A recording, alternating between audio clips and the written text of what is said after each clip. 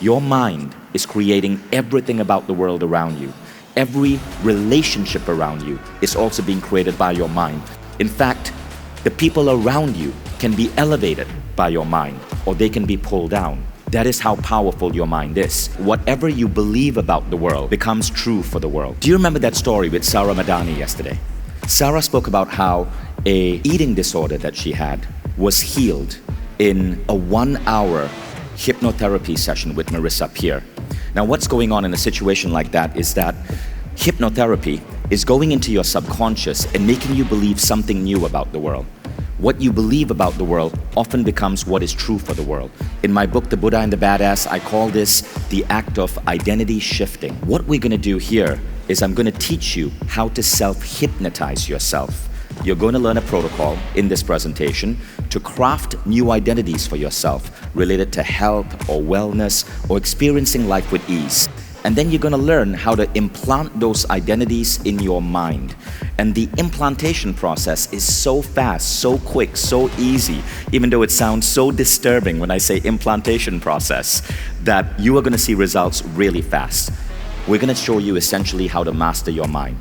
Now, to understand this, the first thing you got to understand is this concept. In my book, The Buddha and the Badass, I wrote this quote down. The universe acts as a mirror. It reflects back to you what you are. The miracle of this is that you can shift your identity and the world will obey. The universe will not give you what you want, but will reflect back to you who you are. Now, let me explain further.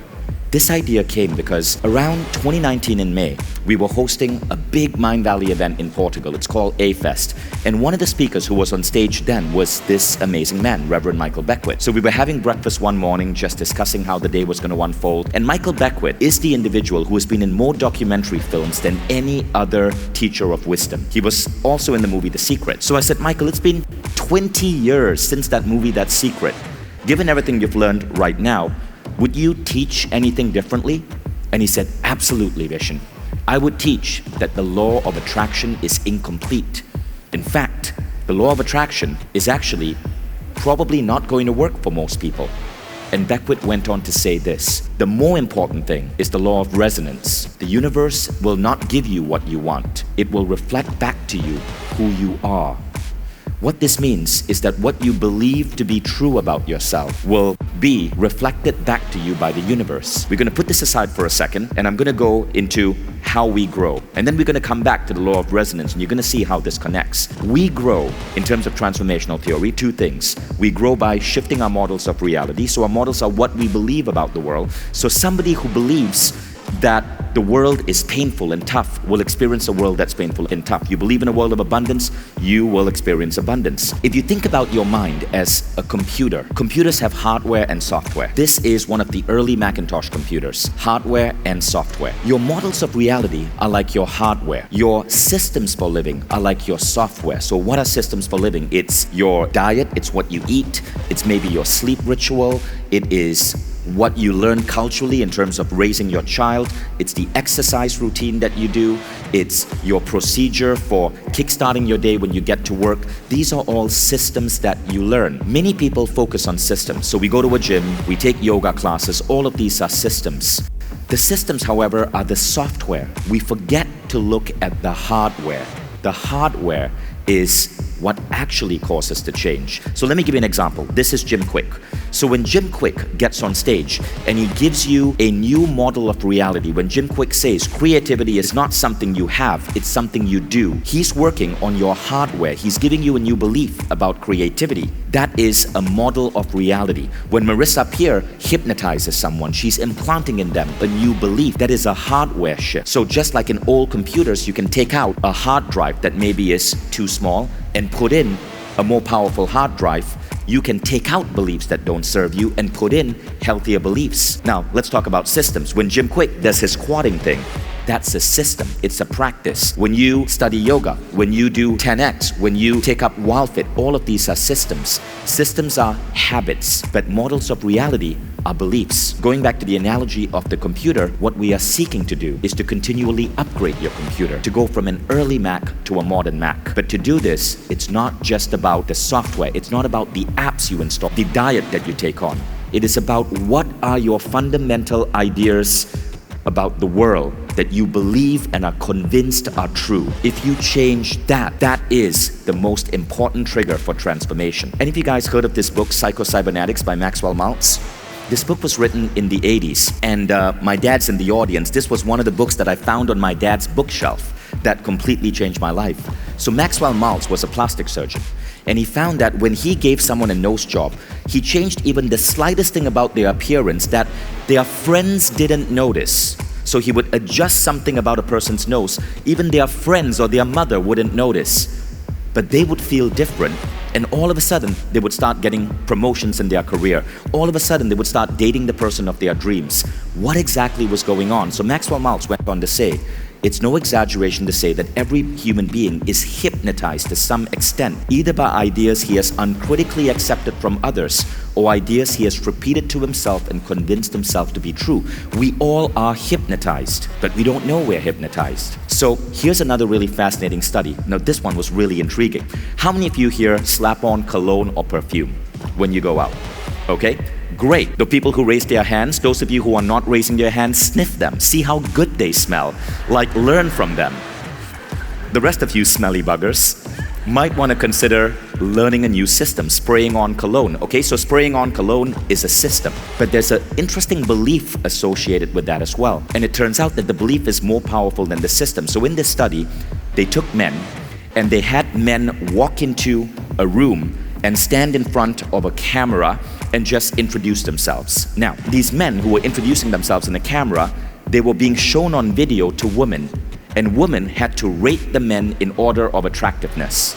Now, they did one little twist. There were certain men who, as they walked into the room, they were asked, they were given a really expensive cologne, and they are saying, spray this on, this is so good. Look at this brand, just spray this cologne on. It'll make you feel good. Now, it turns out that the man who had sprayed on the cologne, on camera, were deemed to be more attractive by women. It's as if spraying on the cologne gave them a new identity of attractiveness. The women were watching this on a screen. They could not smell the men, but the men felt different when they sprayed on cologne. How many of you here feel different when you spray on cologne or perfume? How many of you here feel different when you wear a suit? This is why I wear suits. I just found that I perform better when I'm training or in a business setting when I wear suits. These little things change our beliefs. Even though someone may not be able to smell your cologne, there are subtle things that you're doing differently that cause them to deem you as more attractive. The belief, however, the model of reality, is more powerful than the actual system, which is the act of spraying on. So, any one of you read the book Sapiens by Yuval Harari? Yuval says the difference between us and animals is that human babies are like molten glass. They can be molded and shaped into anything. This is why a child can grow up to be a peacemaker or a warmonger, a Buddhist or a Christian or a Muslim, rich or poor. We shape our little baby humans with beliefs from the time they are young. And many of you are carrying the beliefs that were implanted in you by your parents from as early as being in the womb. So here's another crazy study, fit hotel maids. So in this study, the researchers were wondering, why is it that so many hotel maids in the United States are clinically obese and have really bad health? Even though if you actually look at their job, they are running up and down stairs, they are flipping over mattresses, they are vacuuming, they're actually taking 10,000 steps a day. So they created this fake research project, they interviewed the maids, and they were just, the hypothesis of the project is that, as far as the maids thought, is that these researchers wanted to measure their health and well-being for insurance. But at the end of asking these maids questions, the researcher said this, "Wow, Matilda, did you know that based on what you're telling me, you are walking 10,000 steps a day, and doctors say that is really good. You must feel so healthy. You are doing such great things for your body." That's it. Now 1 month later, they go back and they check the maids and their health biomarkers. All the maids who were given that statement were suddenly healthier. You see, these maids in their mind never saw vacuuming or walking upstairs or hurling or making a bed as exercise. But when the researcher told them to see it as exercise, all of a sudden their bodies responded. So it turns out it's not even the exercise you do, it's do you perceive what you do as exercise. Now, this is not an excuse to say, I'm going to eat peanut butter and jelly sandwiches every day, and the act of chewing that sandwich is exercise. There are limitations, right? But if you tell yourself that as I walk, as I pace, I take calls from home, as I pace and I'm on my AirPods in a meeting, I am giving my body the exercise it needs, your body will respond. Now, it turns out that your beliefs don't just affect you, they will affect everyone around you. Remember that story of how men became more attractive, even on camera when they spray on cologne? Same thing is true for a woman when she does her hair or when she puts something on, but your beliefs affect other people. What you believe about someone else will affect how they show up to you. If you believe your partner is lazy, he or she is more likely to be lazy. If you believe something about your child, they are more likely to reflect that. This is really weird. 1968 Pygmalion effect experiment. So what happened is they lied to teachers. They told teachers that Tom, Ali, and Sarah in their class were gifted students, that they had aced this incredible exam on IQ. And they told the teachers, you are not allowed to treat them any differently. You're not allowed to tell them that they are gifted. Just know that they are gifted. At the end of the academic year, Tom, Ali, and Sarah scored grades way higher than all of the other students. Something about the teacher's expectation of the child actually influenced the child. What does this tell you about how you see your kids, even how you see your boyfriend and girlfriend? How you expect someone to respond, what you expect of people literally creates them. Your mind is creating everything about the world around you. Every relationship around you is also being created by your mind. In fact, the people around you can be elevated by your mind, or they can be pulled down. That is how powerful your mind is. So in the book Atomic Habits, the author, James Clear, shares another really fascinating psychological experiment. How many of you here have trouble going to the gym? Raise your hand. It's okay, no one's judging. We all have trouble, including me, right? I was so busy this past weekend, I missed 2 gym sessions. But that's unusual. Usually, I love going to the gym because I adopted this mental trick from James Clear. So James said this: there are 3 ways to create a desire, a habit, a movement. The first is outcome. Outcome means you tell yourself, I want to lose 5 kilograms. And he says, that's okay, some people are gonna be motivated by that to go to the gym, but outcome-based desires, not very effective. There will be mornings when you will wake up and you'll go, oh man, it's so cold outside and I didn't sleep well. And Christina says, I need to practice self-love, so I'm gonna love myself in bed and keep myself warm. That's outcome, right?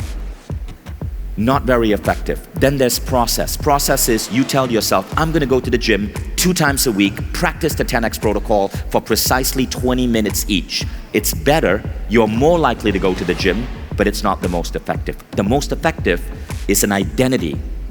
An identity, says James Clear, is you tell yourself, I have the body of an athlete and my body loves to work out. If you embrace that identity to the point where you start believing it, you will never miss a gym session.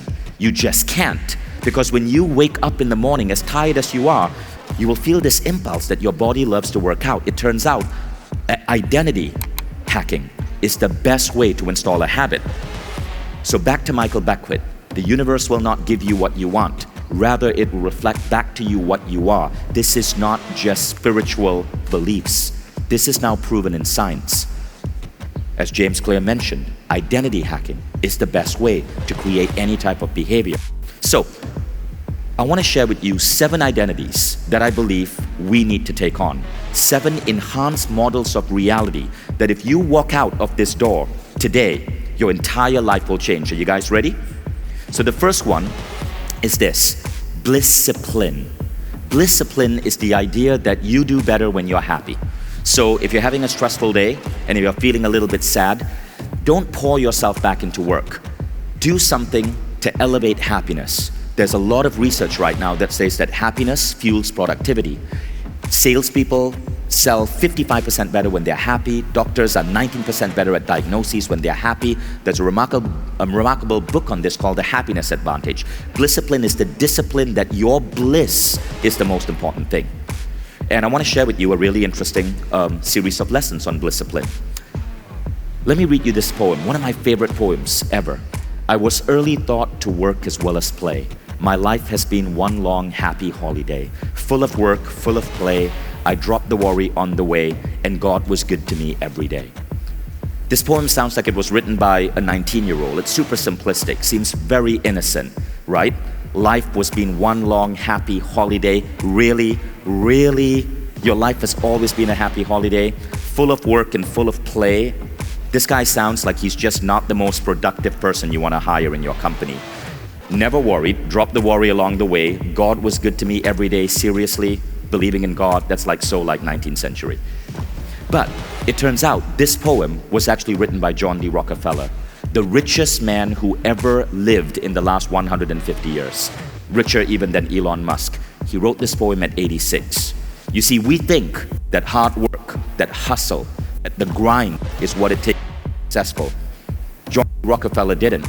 Look at his words. He had the right beliefs about reality.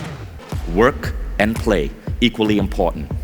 Drop the worry, because God has your back. The theory of the benevolent universe. So what you believe about the world is going to gift you. Now, this is a lesson I learned recently when I was interviewing Mustafa Salamer, who lives here in Dubai. So he is one of only 20 people in the world who has skied to the North and South Pole and climbed all 7 of the tallest mountains on the 7 continents, right? Maria came very close, but Muhammad Salamer is one of 20 who did that. And I asked him, he's almost died so many times. And I said, when you're pushing yourself in these uncomfortable situations, in the sheer cold and the agony of a blizzard, what keeps you going? And he said, bliss. When I look at where I am, I look at the pain, the fierceness of nature, and I just feel happiness in there. I learned that from my Sufi training. See happiness in everything you do. And that's how I became one of only 20 people to accomplish this. And by the way, this man grew up in a refugee camp. He worked 5 years washing dishes. He's basically a dishwasher, a Palestinian refugee dishwasher who got a job at a restaurant in London, washing dishes for 5 years, couldn't speak any English, and today he's one of the world's greatest explorers.